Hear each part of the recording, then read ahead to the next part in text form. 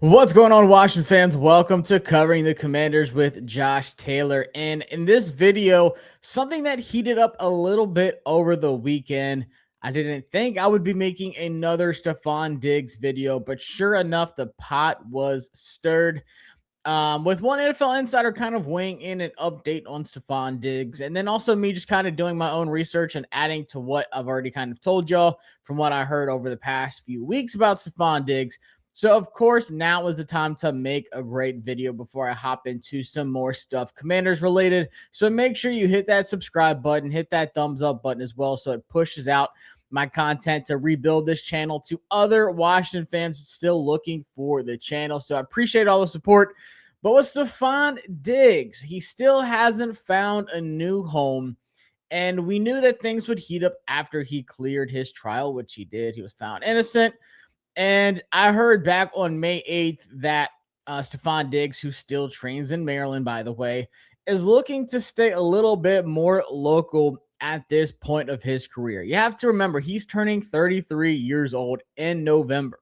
Now, what that means is maybe the Ravens, maybe the Commanders, and he even talked about it a little bit publicly when he was at this charity event. Said that, he's going to check in on the Commanders, and of course he's like interested or whatever.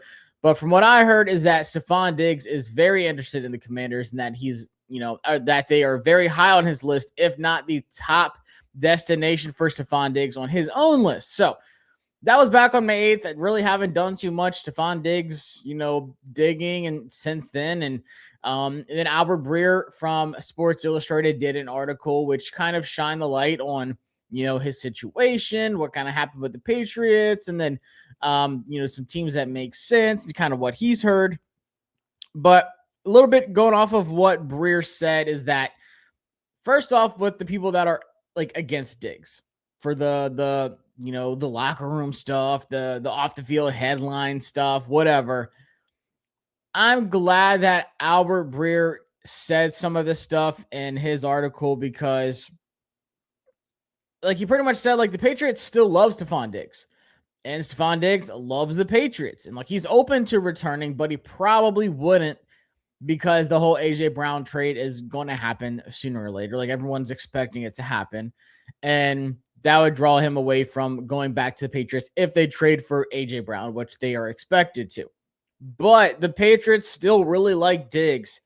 And for me, it really showed that they didn't release Diggs because of this trial at all, especially like you didn't even know if he's guilty or whatever.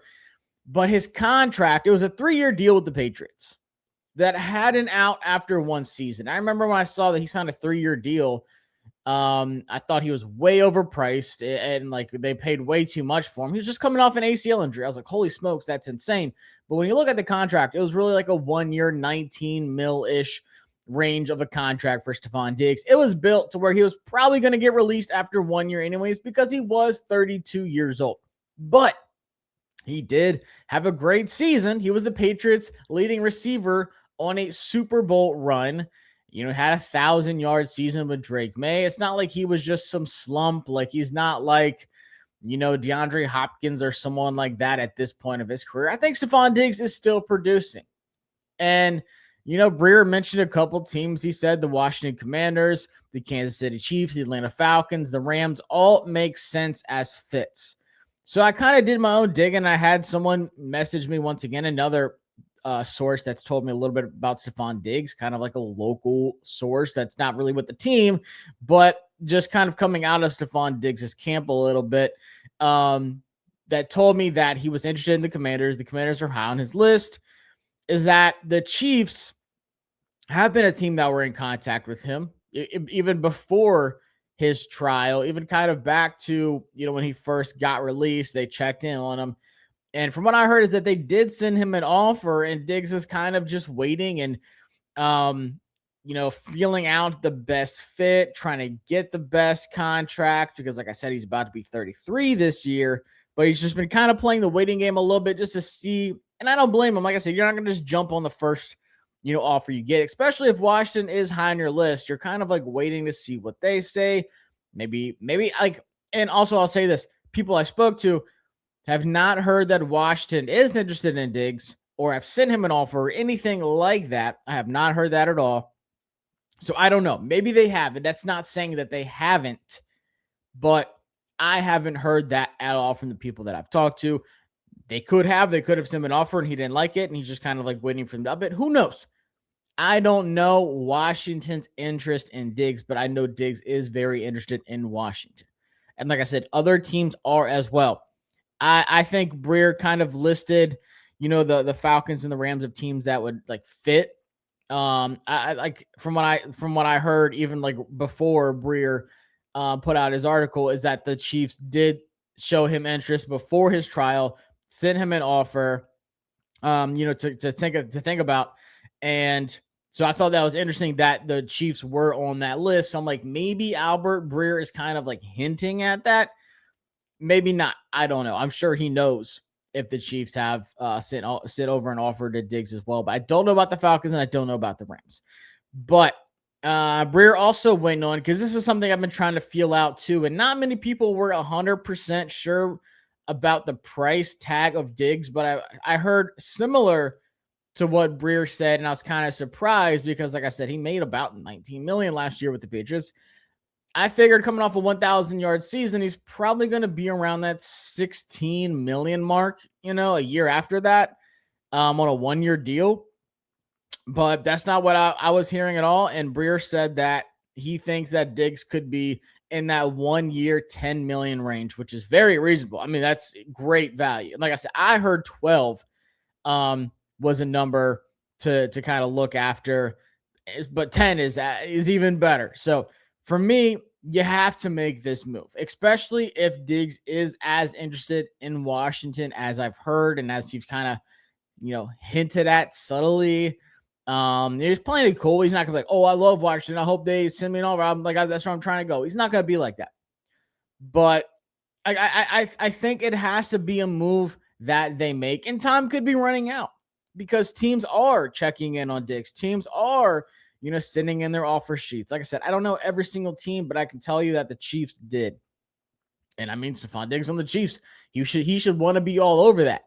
But I really do think at this point of his career, with his personal life, with everything, he is trying to stay local. Like I said, he still trains in Maryland. Like, a lot of his life is still here.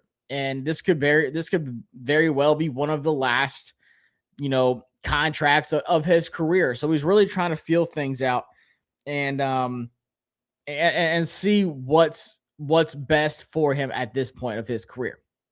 And you have to look at a wide receiver room with Terry McLaurin, Stefon Diggs, and Antonio Williams. And people have asked me, well, Josh, after they got Antonio Williams, the Stefon Diggs move might not make as much sense.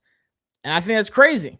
I think it does. I know Stefon Diggs played a lot in the slot. I know he played a lot outside.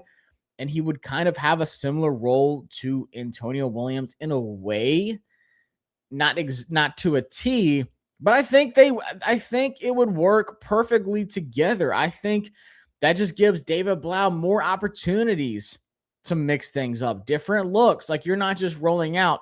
We made fun of all the time of how Terry never moved around. He was always in the same spot, always on the same side of the field under Cliff Kingsbury's offense. It's just how it was. Terry was always going to be where we knew Terry was going to be. But you can expect something different with this offense. And I think the Stefon Diggs and Antonio Williams, fit would actually work. I think it helps each other out. Like I said, yeah, I think Antonio Williams would primarily be in the slot, but you can see him outside and you can put Diggs in the slot and you can have crossing route concept. Like, there's so much you can do with it to really space out the field. But the bottom line is that Jaden Daniels would have his best wide receiver room since he's been in the NFL so far. I mean, looking back at his rookie season, even getting to the NFC Championship game with guys like De'Ami Brown, who might not even make the roster. Honestly, probably shouldn't if they add Stefon Diggs or Brandon Aiyuk. And I'll talk about Aiyuk for a second. He had Olamide Zaccheaus. Like, outside of Terry McLaurin, he had nothing. He had a rookie Luke McCaffrey. That's it. And then last year, same thing. Just signed a bunch of old guys like Chris Moore and Robbie Chosen, and just guys that had no business being on the field. So, like, for the people that are saying, oh, I wouldn't want Diggs because he's going to do this, he's going to do this. First off, who knows what he's going to do off the field? Maybe he might get in an argument with Cardi B, in the parking lot of the stadium. I don't know, and I don't care, to be honest with you. And like I said, I appreciated Breer kind of clearing the air up that the Patriots would welcome Diggs back. Like, it's not like they did not release him because of his trial. They weren't like, oh, this guy's a locker room divider. They made it to the Super Bowl. What locker room was divided this past season by Stefon Diggs when they made it to the Super Bowl? And the reason they lost the Super Bowl is because Drake May had less than 1 second to throw the ball. Had nothing to do with Stefon Diggs. So, kind of confused at the fan base. I was like, I don't want this. I get it. But at the same time, think about what he is going to do on the field for Jaden Daniels. But time could be running out, in my opinion, because teams are checking in on Stefon Diggs. And I think it's a must at this point. I had, people saying oh, are you saying it's going to be a lost season? No, I'm not saying it's going to be a lost season if they don't get Stefon Diggs, but it's a giant missed opportunity. And I think people can at least agree with that. Do you want Stefon Diggs now with OTAs kicking off today for a lot of teams? Not in Washington yet. They still got, I think it's the end of next week. It's like the 27th or something like that, but it's at the end of the month. But teams are kicking off OTAs right now. Teams are checking in on Stefon Diggs. Would you rather have Stefon Diggs at OTAs or heading into training camp right now? Coming off a 1,000-yard season, he's training, he's very well in shape. There's no question about that. Or would you rather take a flyer on Brandon Aiyuk, who has not played since fall of 2024, and you don't know when he's going to be released, and they really don't have to release him until September. They don't have to pay him anything until September.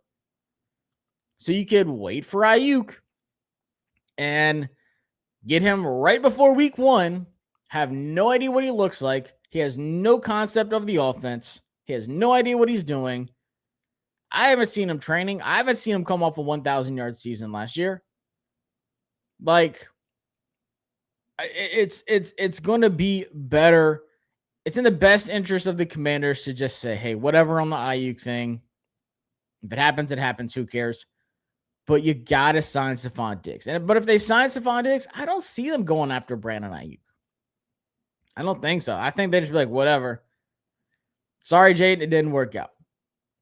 I know you wanted Aiyuk. We got Stefon Diggs. Aiyuk thing was out of our control. It is what it is. And I don't think that Jaden would be upset about it. But for a team that missed out on Alec Pierce and Romeo Dobbs in free agency, I would be shocked if they didn't at least check in on Diggs. It's one thing to say, okay, he's asking for too much, which if it is $10 million, I don't think $10 million is too much. But if he's asking for something just outrageous and Adam Peters says, you know what, it's not in the best interest of the team right now, then okay by that. But if he doesn't check in, that's when I'm like, okay, this was a missed opportunity. I think Stefon Diggs can still absolutely play. Like I said, he's coming off a 1,000-yard season. And then when you look at that 2026 schedule, when you open on the road against the Eagles, you open against the Cowboys on the road the week after that, and then you're opening at home against Seattle, the Super Bowl winners. Then you go to London to take on the Colts. You got to start fast, and you're not going to get a fast start with Aiyuk. You're just not. Will Aiyuk help you by the time they play the 49ers on the road? Sure. Definitely. But is he going to help you get off to that fast start? No. Could Stefon Diggs? Absolutely. Stefon Diggs could be there at OTAs, at the mini camp, training camp when that kicks off at the end of July. Stefon Diggs can help you get off to a fast start. Brandon Aiyuk will not. And that's just the facts. But I get the people that are against him, but I challenge you for what you're saying off the field. And what detriment has he done to a team for just being stupid? And I get it. I'm not saying Stefon Diggs is the smartest guy in the world. I'm not saying he makes the best decisions in the world. But what detriment has he made to a team? Did he stop the Patriots from going to the Super Bowl last year? No, he helped them. Did he cause them the Super Bowl? No, that offensive line did. Well, Campbell did. Like, the offensive line was atrocious. So it's good to get this update from Albert Breer though, and like see what he's kind of heard, but then also like the money. That's the biggest thing I wanted to see is like what Stefon Diggs could really expect money wise, and seeing $10 million, I was like, please, absolutely get it done. So, but I'm still talking around to the people that I know around here that are kind of close to Diggs's camp. And like I said, he's interested in Washington. I don't know if Adam Peters and the Commanders are interested in Stefon Diggs. That's the one piece that I'm absolutely waiting for. And of course, if I do hear something, if something comes to me, the first thing I will do is hop on here and record a video and let y'all know. But make sure y'all subscribe to the channel. I appreciate y'all checking out this video. Not the craziest thing going on with Stefon Diggs. We're still kind of waiting, but I think this was a notable enough update to be like, okay, maybe the wheels are starting to turn.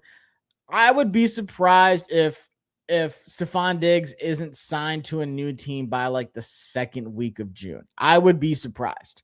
So I think this is coming to a close. And like I said, it honestly wouldn't surprise me. And that happens soon. Like, it could happen any minute. Like, I've had a couple people also tell me, like, Josh, when could this happen? It could literally happen as I'm recording this.